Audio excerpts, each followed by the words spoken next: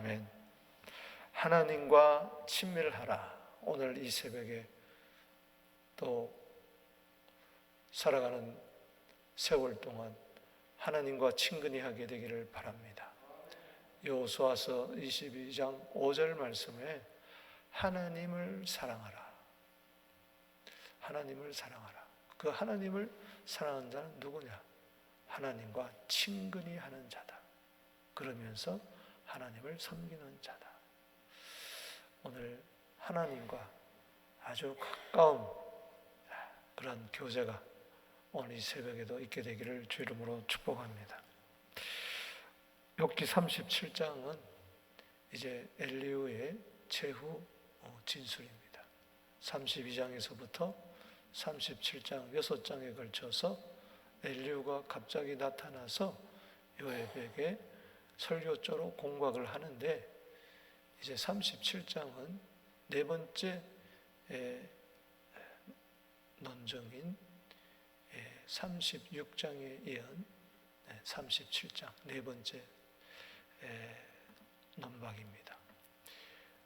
여기서 36장에서 네 번째 욥에 대해서 아주 가소롭다는 듯이 어린아이를 가르치듯이 설교조로 이야기한 게 뭐였죠? 하나님의 대변자로 그는 스스로 자처하면서 욥을 악인으로 규정하며, 또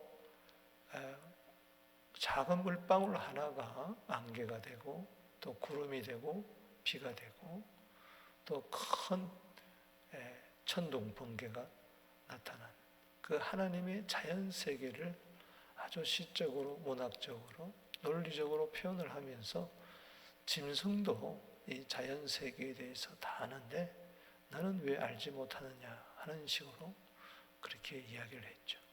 이어서 계속해서 오늘 본 말씀은 하나님의 그 자연 세계에 나타난 이야기들을 계속하면서 진술을 합니다.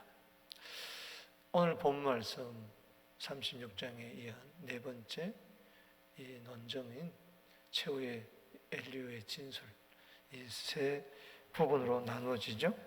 여기 1절에서 13절, 그리고 14절에서 20절, 21절에서 24절입니다. 참 엘리후의 말을 한마디로 평가하면 어제도 말씀드렸지만 참 구구절절 맞는 말, 옳은 말 그렇게 합니다. 그러나 어제도 살폈지만 항상 그는 하나님의 공의 정의의 잣대로 욥을 악인으로 규정하고, 권성징악, 또 악인들에게 벌을 주고 또 의인에게는 상을 주는 그런 논리로 욥의 고난을 한마디로 너는 악인이기 때문에 공의 하나님이 너에게 벌을 주신다 이렇게 몰아붙였죠. 그래서 이 엘리후의 말은 한마디로 욥에게 큰 아픔과 더 상처를 더 주고, 어떤 면에서는 욥을 하나님께서는 엘리후를 붙여줘서 사람을 통한, 특별히 말을 통한 그 연단을 마지막으로 하게 하는 것을 우리는 알 수가 있습니다. 그의 말이 아무리 옳아도 잠언 26장 9절 말씀처럼 미련한 자의 입에서 나오는 잠언은 술 취한 자의 손에 든 가시나무 같다. 그래서 26장 그 밑에 25절에 가보면은 아무리 좋은 말이라도 믿지 말라. 우리는 좋은 말 한다고 해서 덜커덕 믿을 때가 참 많이 있습니다. 그래서 감언 이설에 넘어갈 때가 많이 있어요. 아무리 좋은 말이라도 믿지 말 것은, 좋은 말이라고 무조건 믿어서는 안 된다. 말하는 자가 더 중요하다. 아멘. 사기꾼이, 강도가, 나쁜 사람이, 해하는 사람이, 성추행범이 아주 감언이설로 좋은 말을 합니다. 사기꾼들이 보이스피싱에 다 넘어가는 이유가 또 어디 투자하게 되면은 10배의 수익을 받는다. 요즘 무슨 코인 가지고 사기치는 사람들이 너무 많아. 그래서 폐가 망신하는 경우가 한두 번이 아니라는 것이죠. 즉 그런 측면에서 볼 때에 우리는 좋은 말이라고 해서 무조건 그 사람이 좋은 사람이다 이렇게 우리는 규정할 수가 없는 것입니다. 엘리야가 바로 그런 것에 해당되는 겁니다. 오늘 말씀도 보면은 전부 다 참 좋은 말씀이에요. 다 마음에 아로새겨져야 할 말씀입니다. 오늘 한번 보세요. 1절에서 13절은 먼저 하나님의 음성을 똑바로 들어라. 똑똑히 들어라. 얼마나 좋은 말씀입니까? 여러분도 오늘 이 새벽에 또 날마다 하나님의 음성을 들어야 될 줄로 믿습니다. 이 말은 부정하는 건 아니에요. 자, 보세요. 37장 1절에 이로 말미암아 내 마음이 떨며 그 자리에서 흔들렸도다. 이 말은 막 천둥치고 번개치고 그럴 때 그가 두려워 떨었다는 것이죠. 그러면서 그 자연 속에서 나오는 하나님의 음성 쾅쾅쾅쾅 이럴 때 여기서 하나님의 음성을 들으라는 이야기입니다. 어제도 얼마나 천둥 번개가 벼락이 쳤어요. 2절 말씀에 읽어봅시다. 자, 이게 하고픈 이야기입니다. 2절 첫째 단락에서 시작. 하나님의 음성 곧 그의 입에서 나오는 소리를 똑똑히 들으라. 여러분 하나님의 음성을 똑똑히 듣게 되기를 바랍니다.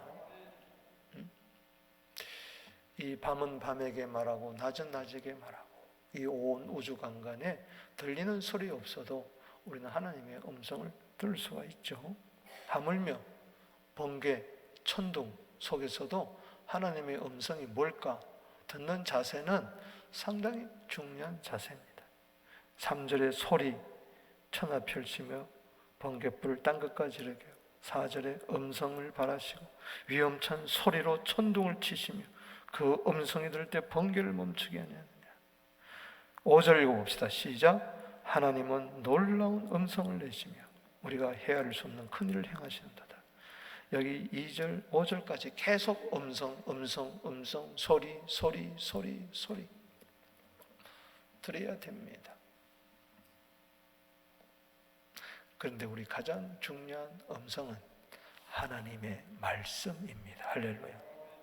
자연을 통해서 듣는 소리는 시인은 시인대로, 철학자는 철학자대로, 또 기분이 좋은 자는 또 기분이 좋은 대로, 우울한 자는 또 우울한 대로.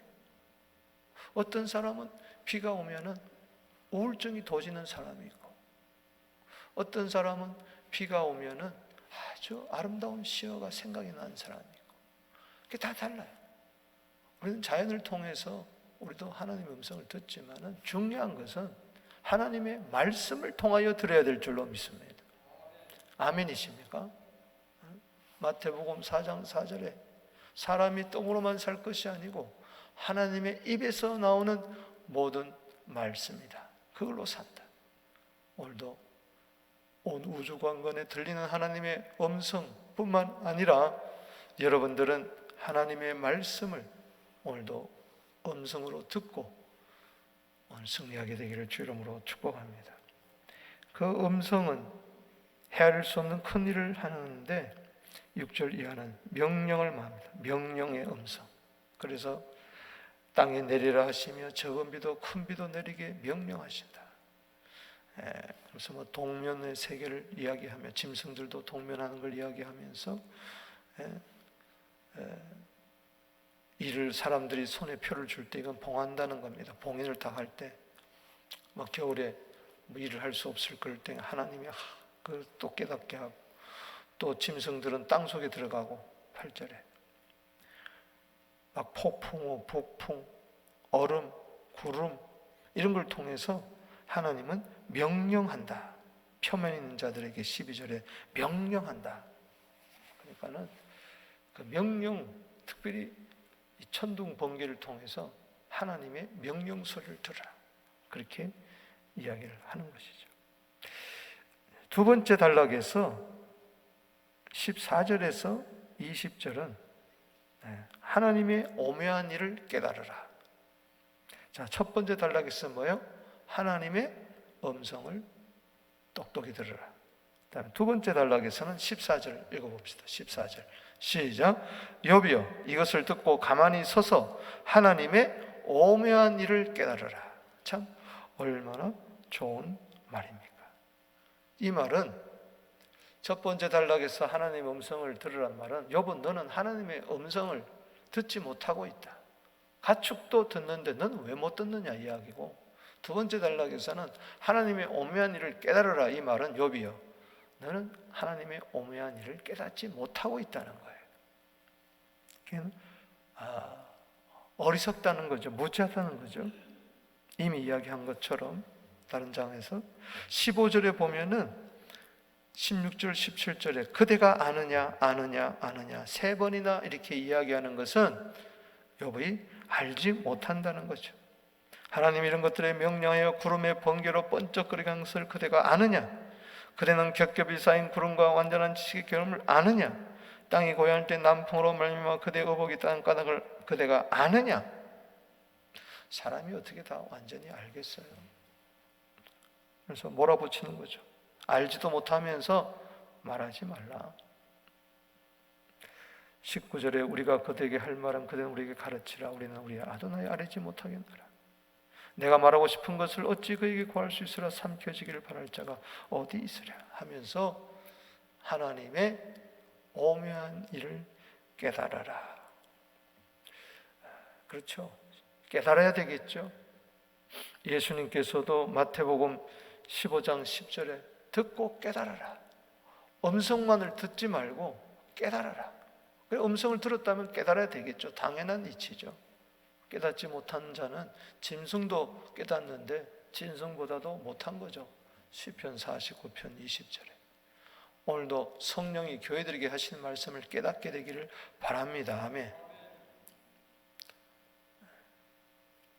참 맞는 말만 구구절절 하지만 그 의도는 욥은 너는 깨닫지 못하고 있다.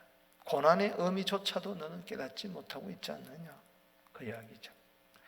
21절에서 24절 이것은 한마디로 지금까지 모든 것을 결론을 해서 32장에서 1절에서부터 시작한 엘류의 말의 결론이 바로 하나님을 경외하라는 것입니다. 하나님을 경외하라. 처음에는 뭐예요? 하나님의 음성을 들으라. 똑똑히. 두 번째는 뭐예요? 하나님의 오묘한 일을 깨달으라. 세 번째는 뭐예요? 결론적으로 하나님을 경외하라. 여기 24절에 그러므로 사람들은 그를 경외하고 그는 스스로 지혜롭다 하는 모든 자들을 무시하느니라. 그러니까 하나님 우리는 다 알지 못한다. 또 그분을 만날 수도 없다. 우리는 단지 경외할 뿐이다. 이런 논리로 이야기를 하고 있습니다. 여기 21절에 바람이 불어 하늘이 말끔하게 되었을 때 그 밝은 빛을 아무도 볼 수 없다. 북쪽에는 황금빛 같이 나온 한견 두려움 위험이 있느니라. 23절에 전능자를 우리가 찾을 수 없나니 만날 수 없다는 거죠. 알 수도 없고 만날 수도 없다. 그러니 그의 권능은 너무 크기 때문에 하나님은 정의나 공의를 굽히지 아니하는 분이기 때문에 우리는 전능하신 하나님, 공의로우신 하나님, 그 하나님을 만날 수도 없는 높고 높은 초월하신 분이니까 우리는 그저 경외할 뿐이다. 어떤 면에서 맞는 것 같지만은 참으로 틀린 말이 아닐 수가 없습니다. 여러분, 엿보고 하나님을 경외하란 말은 너는 하나님을 경외하지 못해서 스스로 지혜로운 척하는 자다라는 이야기예요. 여기서 결론이 여기 보면 그러므로 사람들은 24절 다시 한번 읽어보겠습니다. 시작. 욥에 대한 결론인데 시작. 그러므로 사람들은 그를 경외하고 그는 스스로 지혜롭다는 모든 자들을 무시하느니라. 사람들은 마땅히 하나님을 경외해야 되는데 너는 스스로 지혜롭다 하는 자기 때문에 하나님은 당신을 무시하고 있다. 지금 결론이 뭐예요? 하나님으로부터 당신은 무시당하고 있다. 여러분, 사람에게도 무시당하면 얼마나 참 초라합니까? 그런데 하나님으로부터 무시를 당하고 있다는 최후의 변론의 결론이에요. 너는 하나님부터 무시당하고 있기 때문에 이러한 온갖 고난과 환난과 역경을 겪는다. 하나님을 경외하지 않기 때문에 그렇다. 그러나 여러분, 욥은 하나님을 경외하지 않았습니까? 아니, 하나님도 인정했어요. 욥기 1장 1절에 욥은 순전하여 하나님을 경외하여 악에서 떠난 자라고 이야기했어요. 8절에서도 하나님을 경외하여 악을 떠난 자다, 마귀까지 하나님께서는 이야기했죠. 그 고난 가운데서도 마귀가 찾아왔을 때 봐라, 욥처럼 하나님을 경외하고 악에서 떠난 자가 어디 있느냐? 욥기 2장 3절에 이야기했었잖아요. 지금 누가 누구에게 경외하라고 이야기합니까? 어쩌면은 엘리후는 하나님을 경외한다고 하지만 제대로 경외하고 있지를 못해요. 욥이 욥기 28장 28절에 유명한 이야기 하지 않습니까? 여호와를 경외하는 것이 지혜의 근본이라고 욥이 이야기했어요. 욥은 하나님을 경외해서 지혜로운 자입니다. 악을 떠나는 것이 명철이라 그렇게 욥기 28장 28절에 이미 이야기했어요. 엘리후가 들었으면서도 그것을 부정하는 것이죠. 자, 오늘 결론을 내리면서 제가 말씀드리고 싶은 것은 오늘 3단락에 걸쳐서 지금까지 엘리후가 이야기한 것처럼 욥에게 참 맞는 말, 100번 지당한 말씀을 합니다. 오늘도 따라합시다. 하나님의 음성을 똑바로 들으라. 하나님의 오묘한 일을 깨달으라. 하나님을 경외하라. 과연 그렇다면은 엘리후는 어떨까? 엘리후가 정말 하나님의 음성을 직접 들었을까?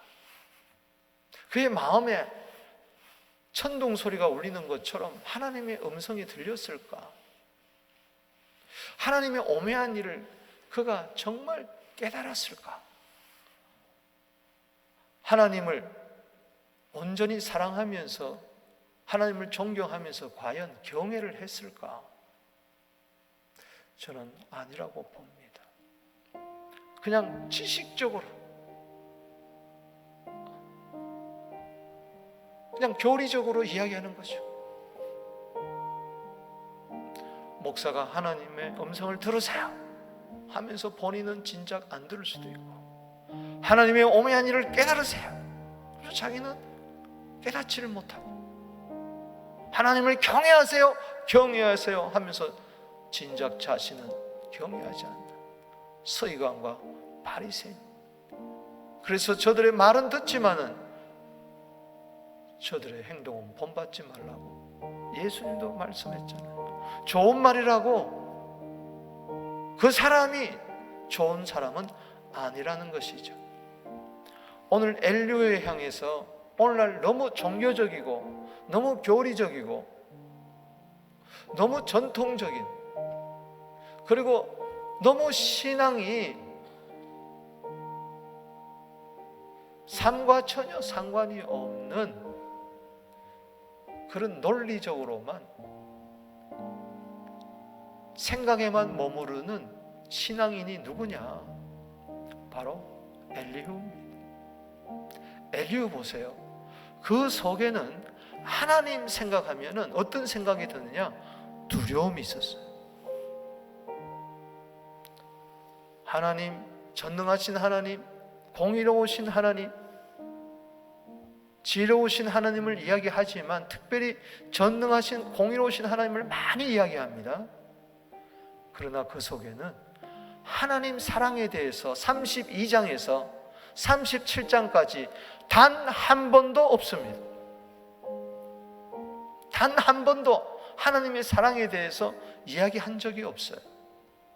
그에게는 막 하늘에서 비가 막 쏟아지고 천둥 바람이 불고 막 이런 것에 대해서 두려움이 있는 거예요.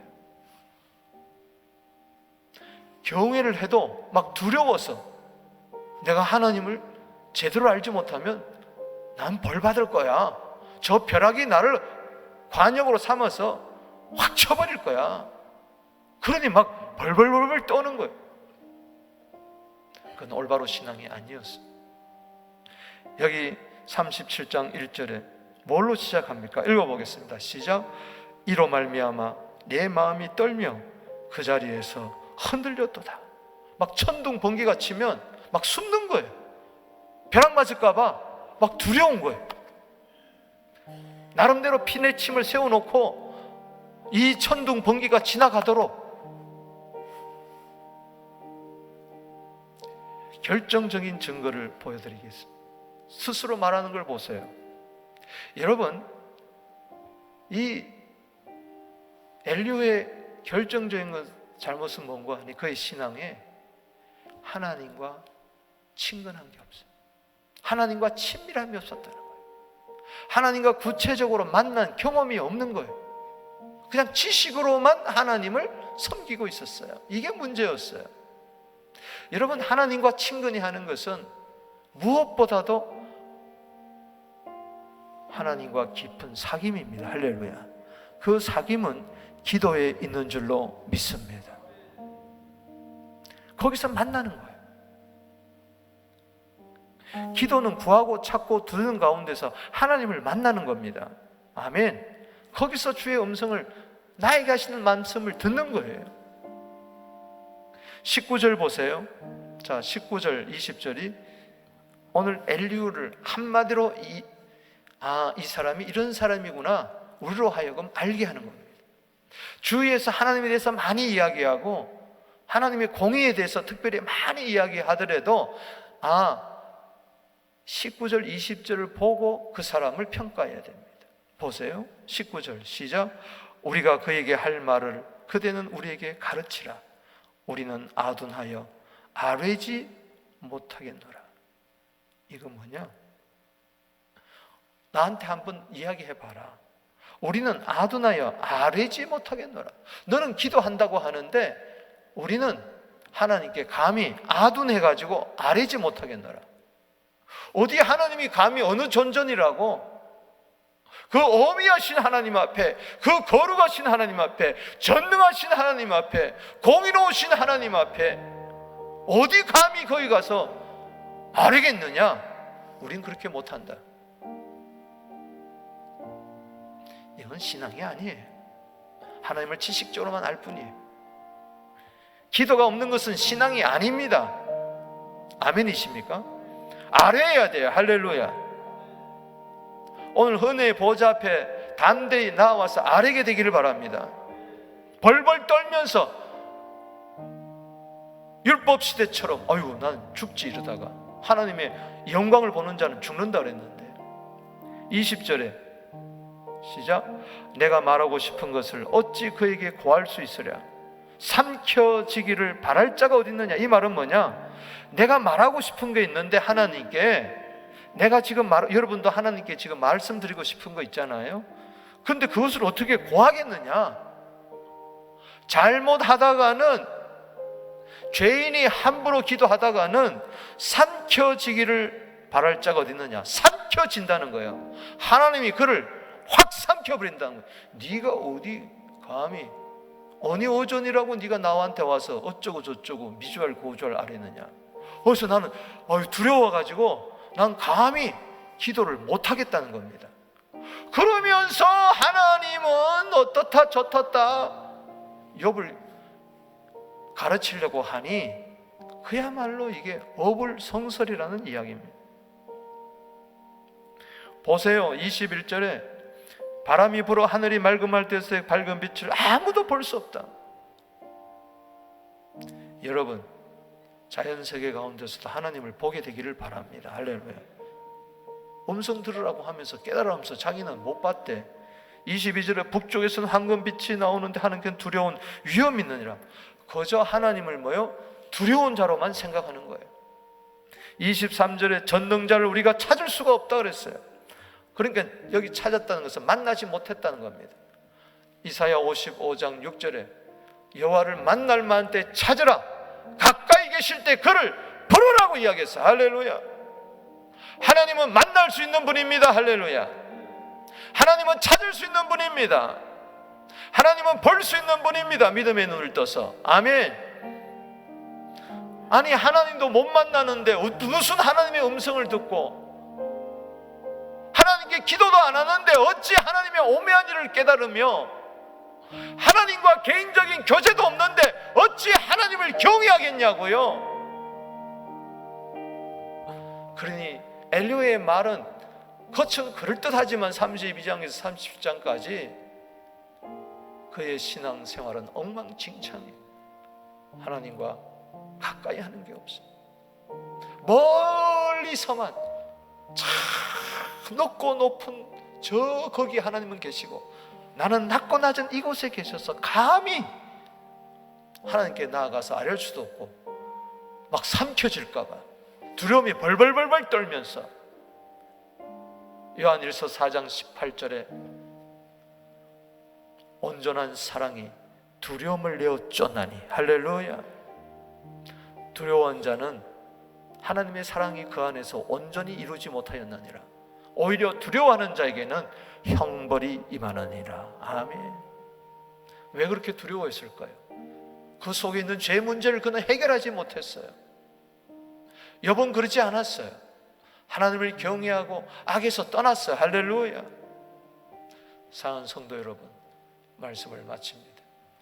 저는 엘리야를 바라보면서 오늘 말씀의 최후의 말씀은 한마디 말씀에 담아야 될 것은 시편 25편 14절입니다. 여호와의 친밀하심이 그를 경외하는 자에게 있으며 여호와의 친밀하심이 그를 경외하는 자에게 있으며 여호와께서는 그의 언약을 그에게 보이시리로다.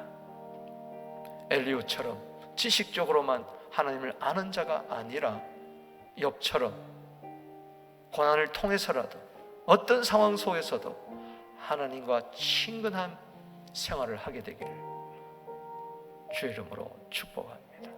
오늘 이 새벽에도 당신은 하나님을 만날 수가 있습니다. 기도를 통해서 하나님의 음성을 들을 수가 있습니다. 하나님은 사랑의 하나님이십니다. 기도드리겠습니다. 하나님,